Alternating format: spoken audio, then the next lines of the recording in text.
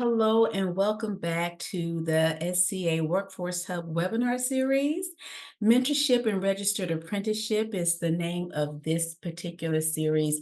I am Kimberly Harris, subject matter expert for DEI, and I am joined by my esteemed colleague, Mr. Cori Di Biase, subject matter expert in Veterans Affairs. And this is an ongoing conversation that we've been having about now looking at the apprenticeship process from the mentorship perspective, and we're really happy to continue the conversation.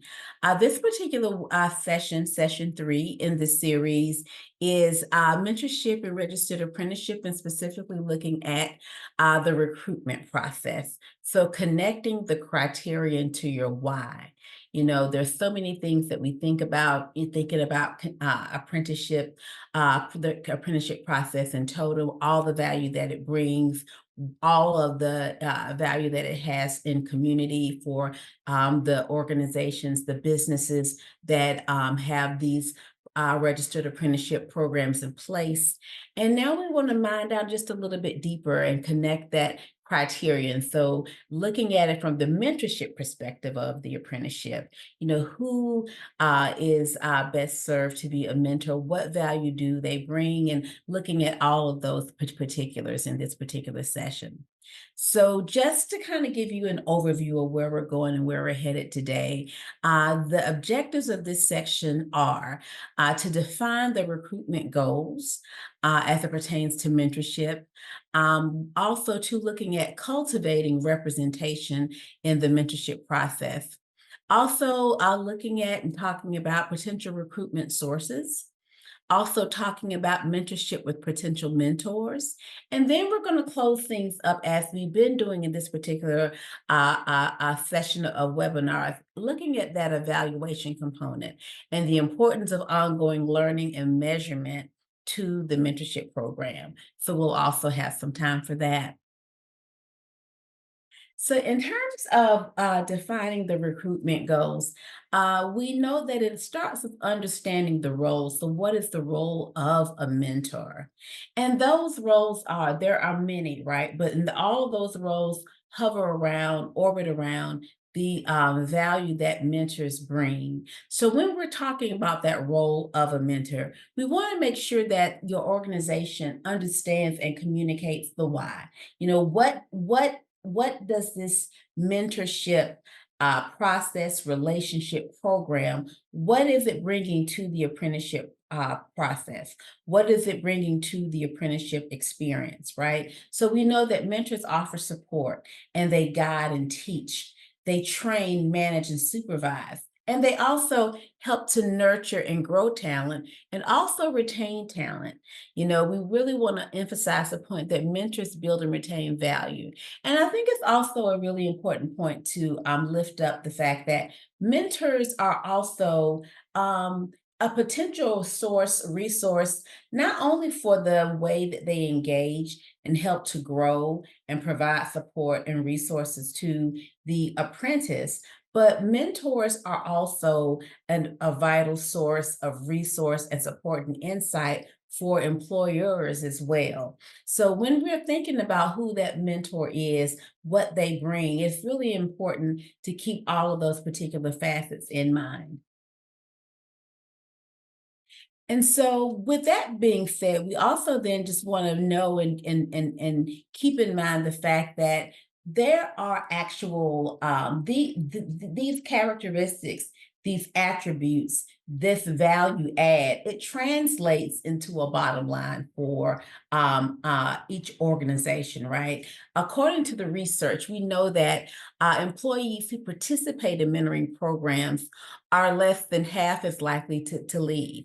So we know that attrition is costly, turnover is costly, recruitment, outreach, training are costly endeavors that are definitely no doubt essential. But if we can if we can recognize those gems and retain that good talent and keep them in our organization, provide them the supports that they need to contribute, to grow within the organization, we can add to our return while also reducing that expense of outreach and recruitment and training.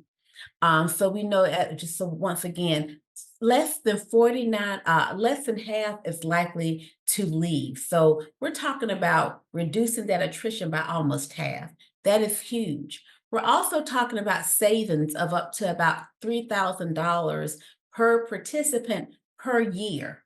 So when you think about that, you aggregate that over the number of apprentices that are in your organization over the life of a particular apprenticeship tenure for one particular cohort, several cohorts. We are talking about the potential for significant savings. So there's definitely the human return, right? The types of relationships that we're cultivating, the type of development that we are holding space for, and how that enables us to grow a very talented and productive team. Those things translate into a dollar savings that is definitely not insignificant. And those savings then can be allocated to other things that make the organization even that much more competitive. Keeping in mind those conversations that we had in our previous webinar series, where we talked about thinking about imagining and not just some fanciful conceptualization, right? But really strategically thinking through how can we leverage all of the things that are built into the things that we have to do from a DEIA perspective? How do we leverage those things to translate into competitiveness? And this is one of the things also that is part of those bucket of things that we can tap into and leverage to help the organization to become even more competitive. So with that being said, thinking about what makes a good mentor. There are several things that, from research in this space, from practical experience and the work that I often do with clients, we know that at the nexus, at the core of this mentor mentee is that relationship, right? So there are going to be some essential components that need to be considered when we're thinking about who are going to be the folks that are going to be helping to provide the support for your apprentices at your respective places of employment. So when we think about what makes a good mentor, definitely it goes without saying that you want someone in these roles, a team of folks in these roles who really believe and support lifelong education and growth. Why? Because in as much as mentorship is a coaching role, it is definitely a training role. It is also too an education role, right? You're educating that apprentice about, in some cases, the sector itself. You're educating them about, different skills that may also be very complementary and essential to the core skills that they need to execute. There is a teaching component that is built into that mentorship relationship. There also needs to be present that willingness to connect and network, right? We want folks who understand the value of cultivating and growing relationships, not just on the workshop floor or in the different places and spaces of work, but in all of the different areas that can round out and support the apprentice.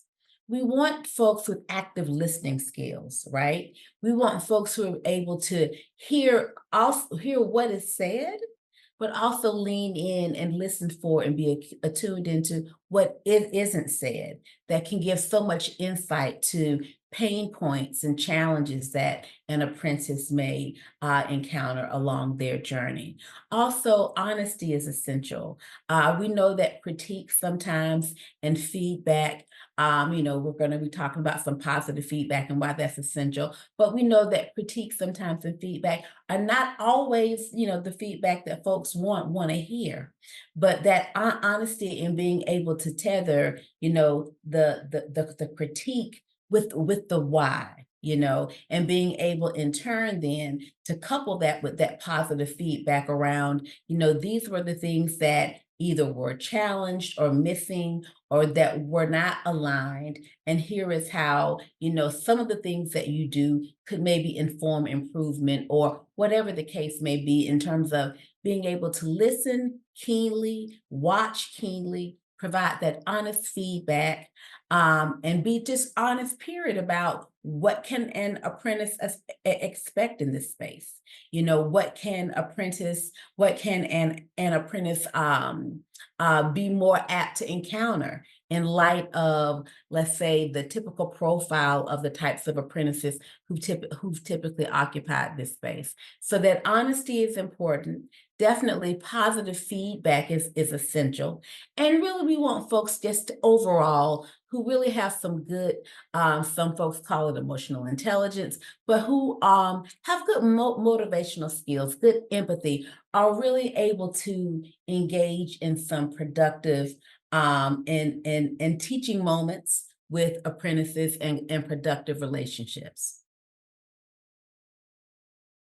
So as we also continue to think about what makes a good mentor, just kind of thinking more about and just harping on that the essential necessity, the essence of good communication skills. Once again, that active listening, tuning in for what is said, being mindful of what isn't said, being able to connect and garner trust, and also too going back to that notion or that concept, that attribute of being, and appreciating the power of good networking, being able to shepherd the apprentice to other folks within either the organization or within that particular community of professionals who can probably provide skills, insights, and resources that the mentor may not be able to provide.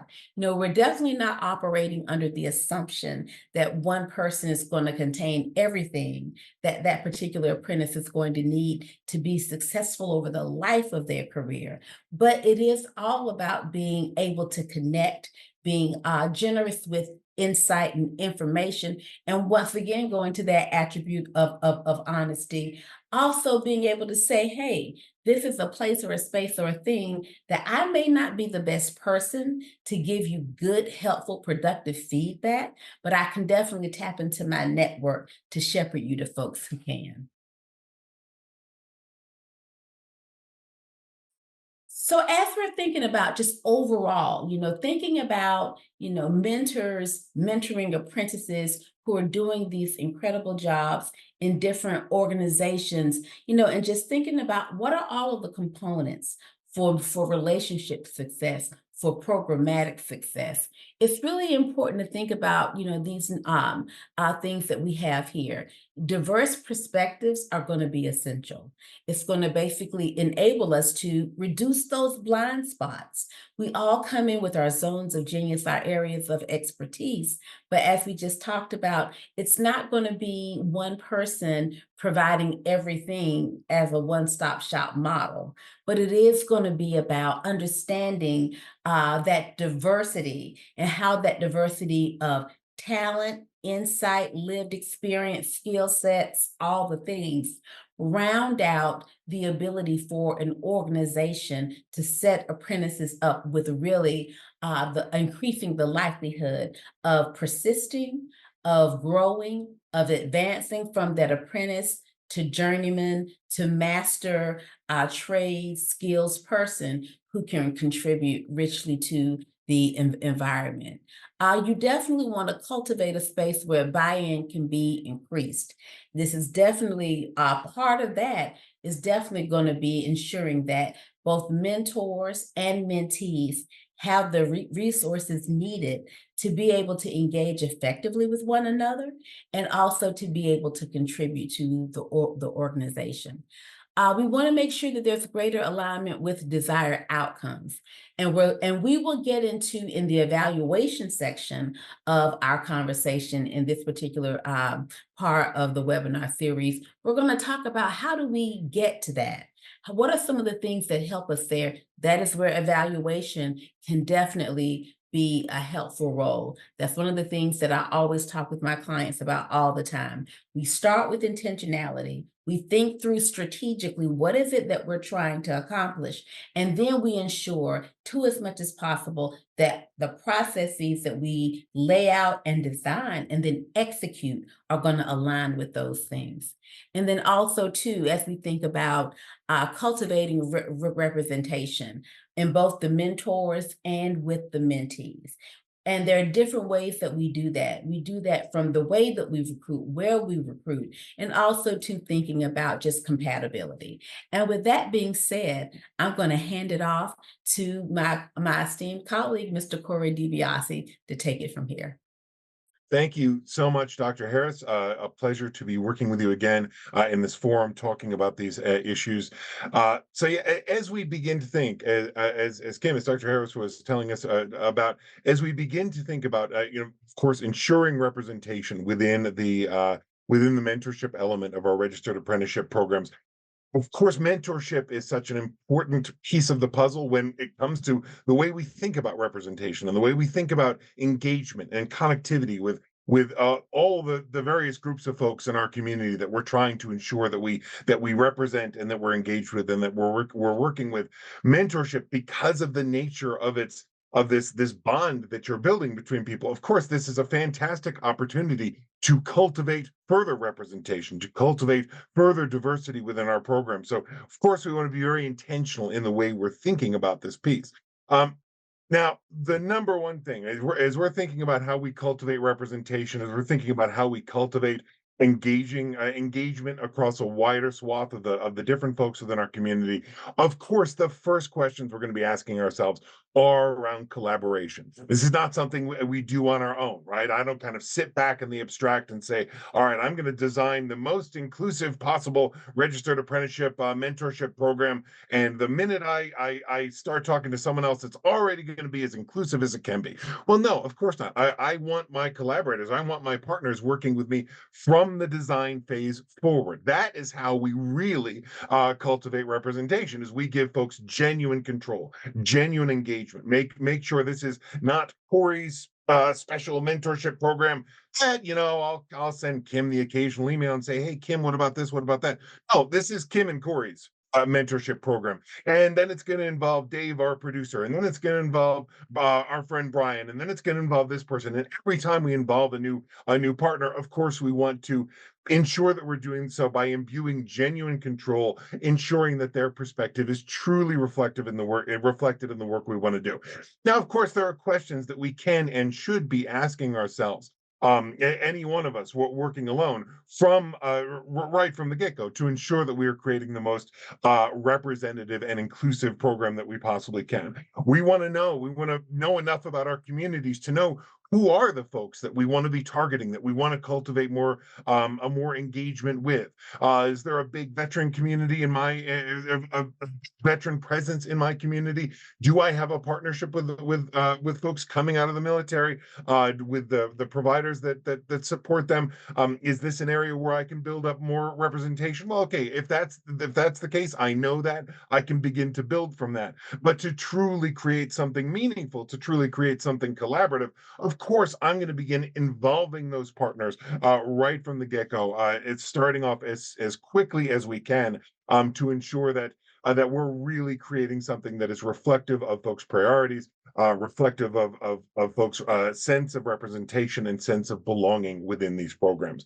Now, as I'm thinking about, okay, who are our partners going to be in all this?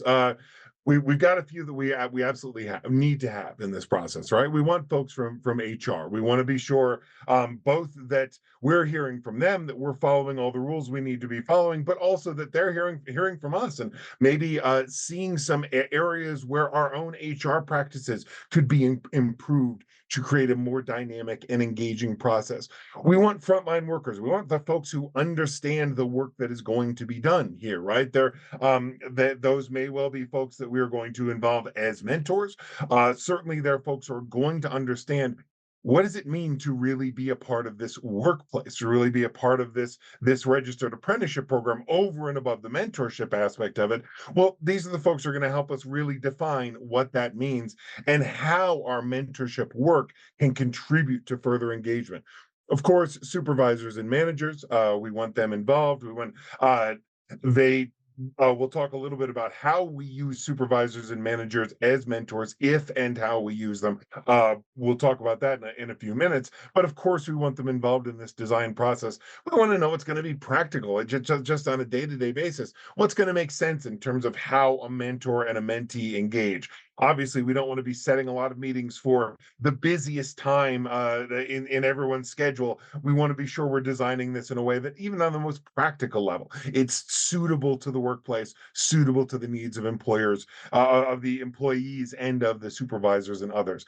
Um, and of course, we're going to start begin to think about our local area partners. That those might be partners that, like I say, if we're thinking a lot about how do we involve veterans, well, let's talk about, are there veteran serving organizations in our community? Are we involved with the Jobs for Veterans state grant folks over at the American Job Centers? Are we involved with the Vet Center? Are we involved with the VA?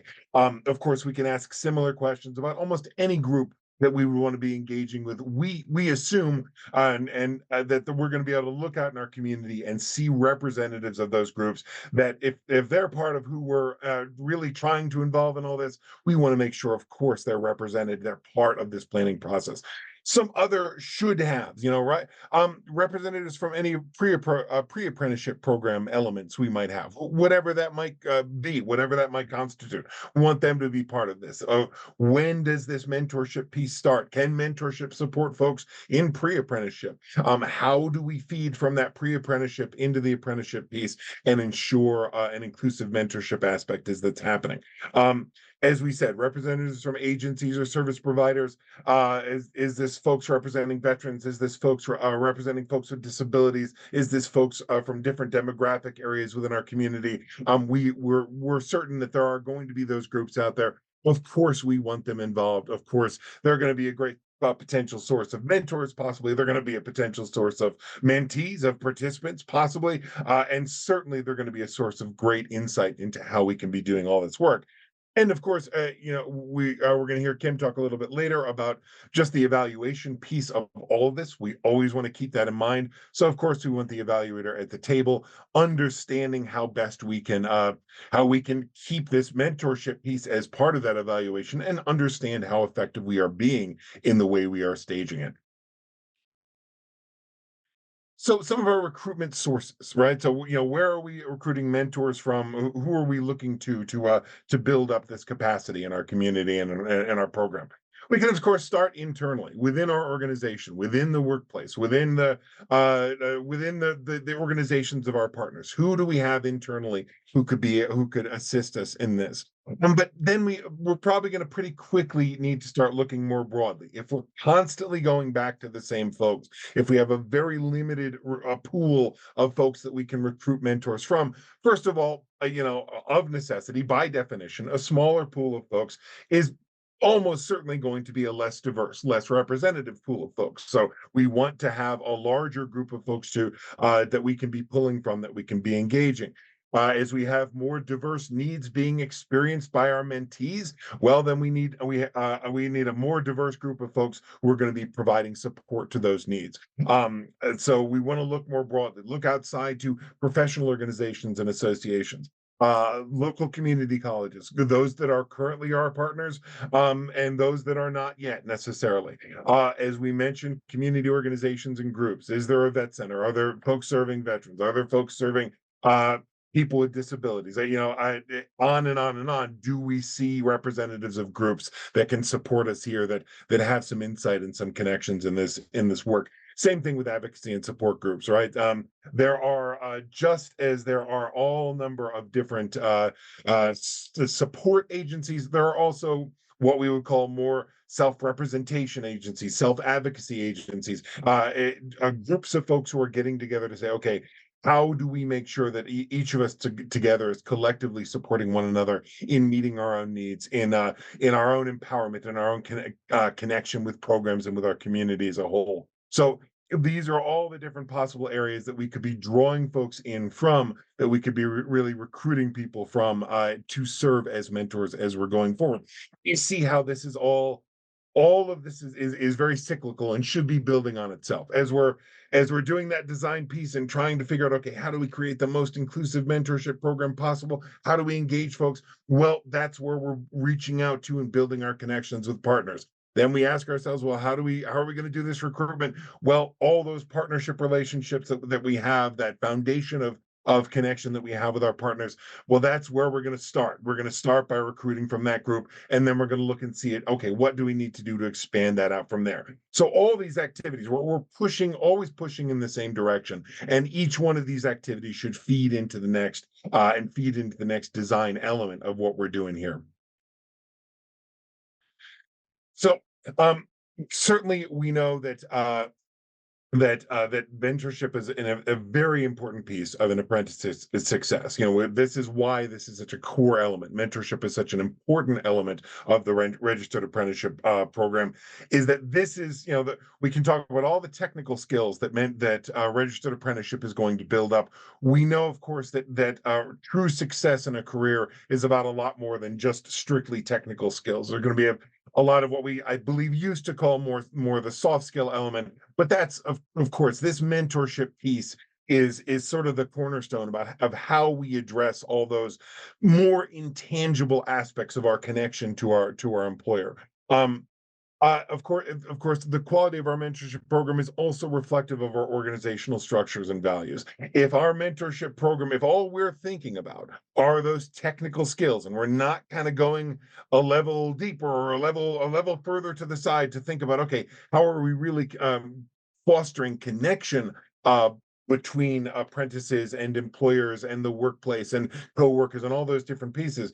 Well, if we're not really thinking, if all we're thinking about are the hard skills, that's going to come through in our mentorship piece. The mentorship piece will just kind of become another way that we train on hard skills, which is fine, and maybe that's what a given mentee rather is most in need of. But we know that a good, strong, robust mentorship program should be able to meet a wider array of needs. And if we're thinking about that from the get-go, that if that is something we value, if that in the way we create these structures, then certainly that is going to come through in the work that we're doing here. Good mentors are made and supported. We are not expecting people to kind of come wandering in off the street. We tell them, hey, we're doing this great stuff, apprenticeship, mentorship, connection, representation. It's going to be great.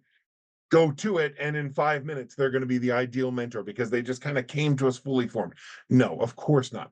There are going to be qualities, just like there are qualities that a good employee will have that they're going to bring to the table before they meet us.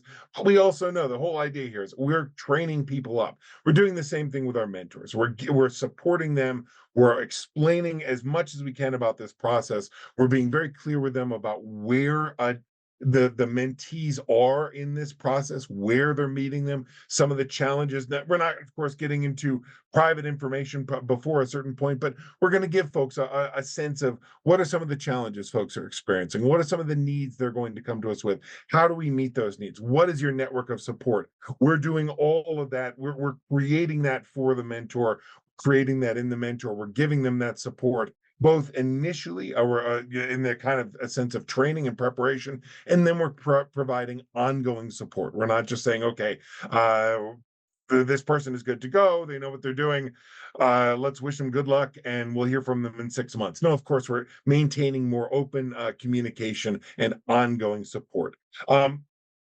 One-on-one mentorship is necessary, and we do want to see a one-on-one relationship here. That is how we build a truly strong connection. What we realize, however, is that just one-on-one might not be sufficient. We might need more than one mentor based on the needs of the individual in question. Is there a sort of wider range or wider swath of needs that someone is coming to us with? Well, that could be fine, but we might need more than one mentor to adequately meet those needs. Maybe I go back to the example of veterans, but maybe we've got a veteran who's very recently transitioned out of military service, and one of their mentors is really focused on that military to civilian transition piece and talking about all the cultural aspects of that and all the adjustments they have to make. And maybe someone else, maybe a different mentor is much more focused on that individual's social connections in the community, things unrelated to that transition that they're going to need support with. We might be looking at situations where we need more than one mentor, more than one connection to really meet someone's needs. Um, and as we mentioned, I sort of prefaced this before, but we want to avoid making an apprentice's direct supervisor their official or formal mentor. Uh, in part, in part, we're creating a conflict, and in part, we're creating a level of redundancy, right? So, for in a supervisory relationship, I want every supervisor to be a mentor to some extent, right? I want to think that my supervisors are kind of acting as informal examples for how someone can grow in a role within my company. However, it's that is not just their role. There's a lot of other things they need to do. They need to be checking timesheets. They need to make sure that Corey's not showing up 15 minutes late every day. And if Corey is showing up 15 minutes late, we're going to have a pretty direct conversation about that, right? So there are going to be aspects of what we ask of a supervisor that are going to kind of conflict with this relationship we want to create with a mentor. Now, of course, mentor is going to, just as Dr. Harris was saying previously, a mentor may need to give some feedback, may need to explore some difficult questions through honest conversation. That might all happen. The way a supervisor should be doing that and a way a mentor should be doing that are just different enough that it kind of creates a conflict if we're trying to ask someone to do both of those things. On the flip side, all the things that we expect of a supervisor, they should be doing that. That's part of their supervisory role. Someone still deserves this mentorship opportunity is a somewhat different thing. So there's both a conflict and, like I say, a level of redundancy that we want to be very careful about. So yeah, I can't think of many situations where I would think that it's someone's supervisor would be their ideal mentor in any given case. So that's something we want to be very careful about. 9 times out of 10, probably 99 times out of 100, we want to be avoiding that. It just doesn't make a lot of sense, right? To make that those relationships overlap. So now the last thing to talk about here is just the way we discuss mentorship with our potential mentors as we're building these relationships, as we're reaching out and talking about these different pieces. Of course, we want to establish right from the get-go that a potential mentor has all the right information, all the accurate information, a very realistic sense of what it is they're getting into here. So once we've identified some of our potential mentors, we want to go a step further before we kind of start the ball rolling. We might think someone is oh wow, this person's going to be a great mentor. They're going to be a great fit here. There's still a number of things that we want to be able to talk through. So we want to be very clear on what are the expectations. What are the time expectations? What are the kind of ad hoc time expectations? Is it possible that someone might end up spending a week where they're spending a lot more time with their mentee based on that person's need on that given week? We want to be as explicit as possible. Make very clear that the mentor knows what they're getting into. Do they have the time? Do they have the bandwidth? Personally, professionally, emotionally. I mean, I can have a lot of free time and yet still not have the emotional, the personal bandwidth left to create a new relationship in my life. Maybe I'm just not there.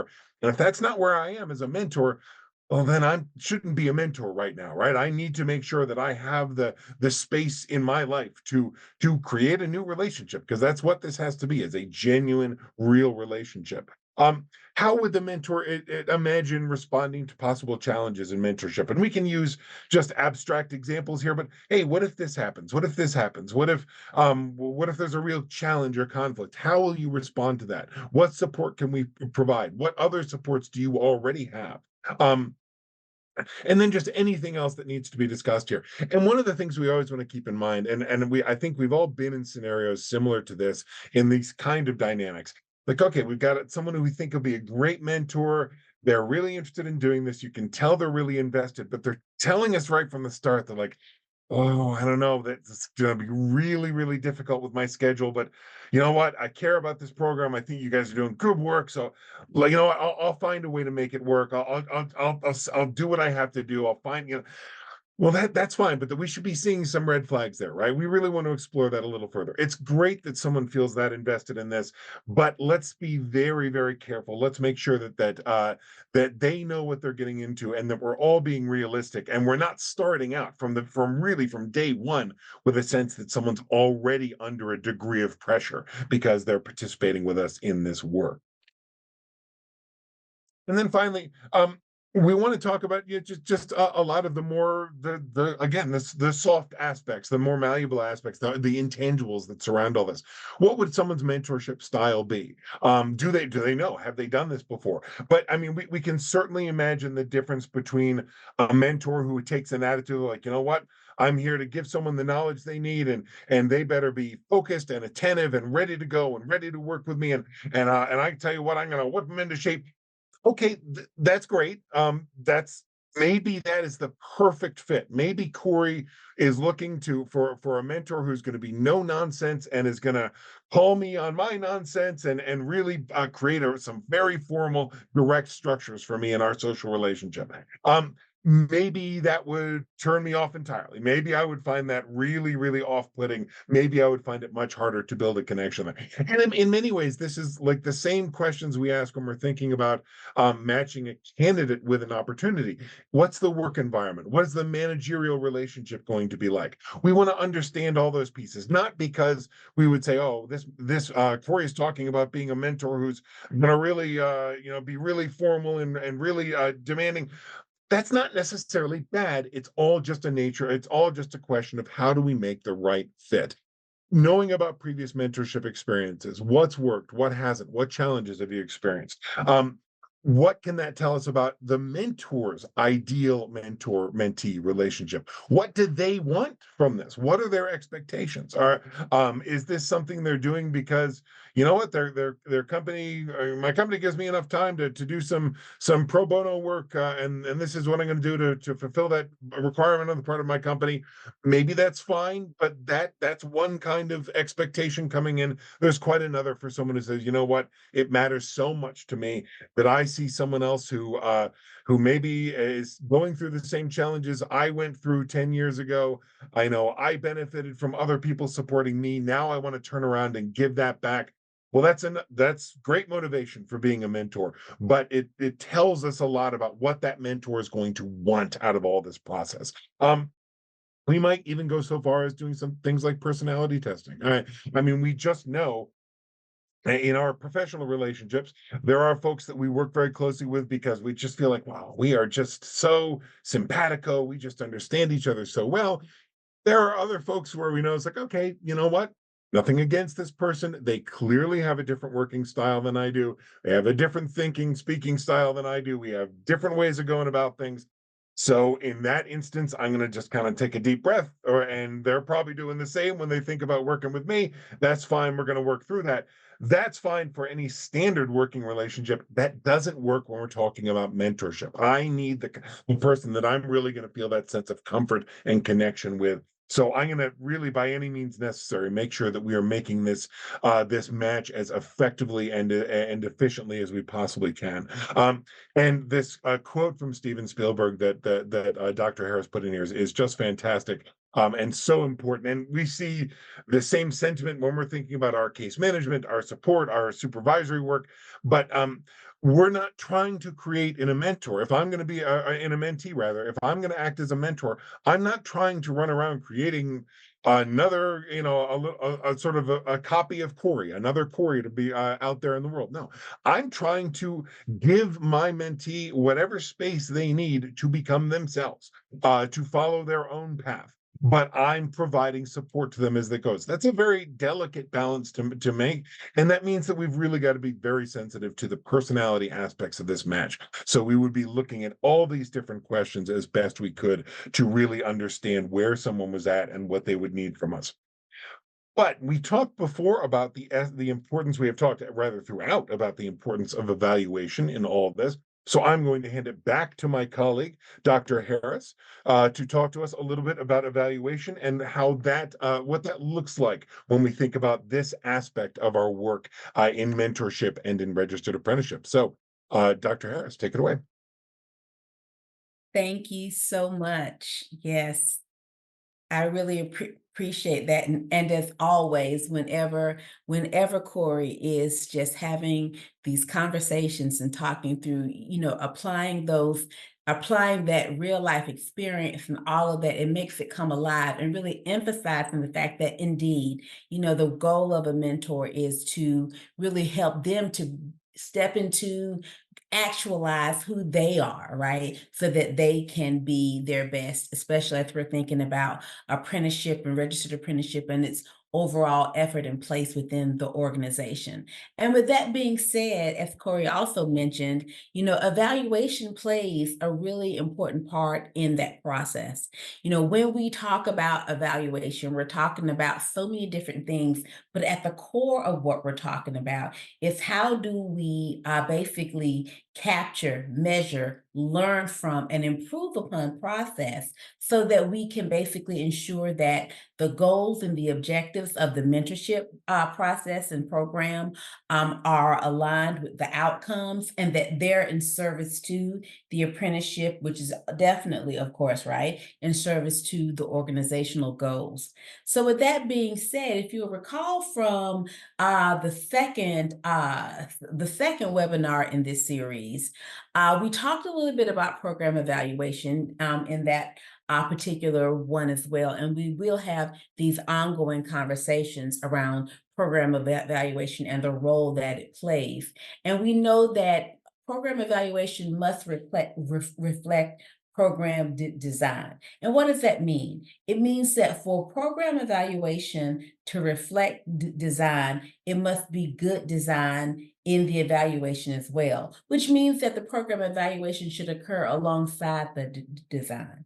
And why does that matter in terms of the mentorship relationship? Because as you're working with all of those core stakeholders who are going to help to create a successful mentorship program, alongside you in that work should be a good evaluation team, and definitely I would say a good external evaluator who is removed enough, right, from the organization that they are not basically they don't have the bias that could exist.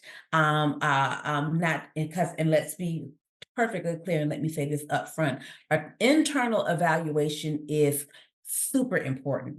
Ongoing, systematized ways to measure processes from an internal perspective are very important. But equally important is an external partner, right? Whose only job is to be that, and sometimes that antagonist, but for the goal of pushing the objectives further along, that thought partner, that strategic partner. So really having a good balance is very, very important, right? So also when we think about evaluation, we need to be thinking about the fact that evaluation should explore specific program elements in light of the purpose of the program. So we need to make sure that there are clearly articulated indicators, as we call them. So, when we talk about, an apprentice successfully completing their apprenticeship in X amount of weeks, months, or what have you, how will we measure? What mile markers will we create along that process? What role do we want the mentor to play in that process? Will it be there should be X number of check-ins per quarter? Some of these things need to be clearly laid out and articulated so that the mentor can have an idea of these are the expressed expectations that are baked into this process. Also knowing, as Corey mentioned and lifted up over the course of his conversation, some of these things too can't really be scripted and prescribed. It is a relationship, by the way.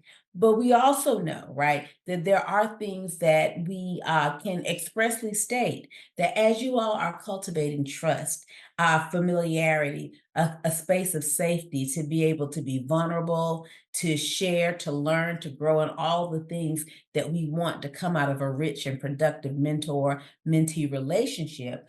we also have an expectation that you're going to have X number of check-ins. Any additional ones, great, wonderful. But we want to bake into the process different mile markers to ensure that we've thought through strategically, we've thought through at a systems level. How can we craft a program that sets up the mentor and the mentee for success? And that is something that we definitely want to do, that you definitely want to do alongside the evaluator. And also, too, it's important to keep in mind, as from that evaluator perspective and being in thought partnership with that evaluator is going to help you to think about and help you to craft a plan and think strategically about how are you modeling mentorship as a mediator of these performance indicators, right? So when we say a mediator, we're saying, so if this is the mentor-mentee relationship on one side we have the mentor-mentee relationship. On the other side, we have the objectives and the outcomes that we want this relationship to help cultivate. That mediator journey is going to be, what are the things, that pathway? What's in that pathway? What are those things that have to happen to get us from this relationship to the outcomes that we're looking to see? So those are definitely things that we need to be thoughtful about and be mindful about, and that it's also a role and a place where the evaluator can definitely be a strategic and essential thought partner. And then also too, when thinking about the importance of evaluation, it's also important to keep in mind that evaluation is an important resource in making sure that the apprenticeship program is meeting its goals, just as we laid out just a few moments ago, thinking about that pathway, that mediator relationship, from the relationship itself to the outcomes that we're trying to achieve. So that evaluation and the evaluator can help to craft out a plan such that you're asking the right questions. And they're going to be asking some questions. Our role as evaluators is to also be and to sit in a posture of thought partnership with you, right, as an external partner, asking questions, designing a plan, benchmarks, mile markers along the way. How do we measure these things? Ensuring that the measurement plan is appropriate, right, for the outcomes that you're looking to achieve. And therein lies the whole importance of in the setup for collecting the right data. That's what also asking those right questions enables us to do. Collecting the right data, developing the right metrics to measure and to ensure that success and growth and gains are being achieved. Because we don't want to start out at time 1 and end up at time, N 100, whatever it may be, however we're measuring that time, and go, oh, wow, this is not quite aligned. Or, oh, wow, we didn't really hit the target number. So if we are crafting mile markers, as I call them, these checkpoints, if we've crafted the right indicators, if we're asking the right questions, we can course correct in time too, to ensure, and what that does for us is that we don't burn a lot of time. We don't burn a lot of other resources, because time is definitely one resource. We don't burn a lot of, time as a resource, people as a human resource, fiscal resources in making big changes and big course corrections if we craft a plan that bakes into the process check-ins along the way, that starts with sitting and thinking deeply in the beginning about what is it that we're trying to achieve, what are the appropriate questions to ensure that we're on target with achieving those things, and that we have a plan. And it's truly important to have a plan, because things come up, life happens, it's dynamic and it's multi-directional. It is definitely not linear. So we also have a plan to address things that arise along the way. So we thought about those things as well. So in addition to developing those metrics and measures that are appropriate and effective for achieving the success, the growth, the gains that we're looking to achieve, It also ensures that we keep that alignment, right, between with the strategic goals, alignment along the way, ultimate alignment, ensuring that we are checking in with Corey, that we're checking in, with Dave or whomever else may be a mentor to say, how is this thing going?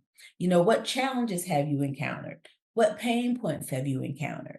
What do you think, or what do you, based upon your experience and based upon the expectations that we've laid out, how off are we? What things do we need to do? So those are ongoing conversations. And then also an evaluator can also then begin to deploy other things that are within their purview to ensure, based upon these responses, we need to double down on this, not so much of this, but all of these things will be part of the planning process that we've crafted out with the employer, with the stakeholders, with the